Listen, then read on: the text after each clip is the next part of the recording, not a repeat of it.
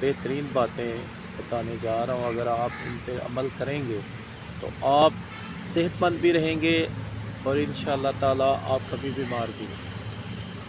एक तो आपने बहुत जल्द सोना है, यानी आपने शाम का खाना खाने के 3 घंटे बाद आप आराम की तरफ जो है ना वो चले जाएं। सुबह आप उठें, नमाज़ पढ़ें, इसके बाद आप अपना नाश्ता करें और फिर जो भी आपकी एक्टिविटीज़ हैं उनकी तरफ चले जाएं। फिर अपना सारा दिन काम काज करते रहें। फिर रात को आपने खाना खाना है, फिर 2-3 घंटे खाना खाने के बाद आपने लेट जाना है। खाना जब भी आपने खाना है तो आपने उस वक़्त खाना है जब आपको भूख लग जाए। बग़ैर भूख के आपने खाना नहीं खाना और बग़ैर प्यास के आपने पानी नहीं पीना।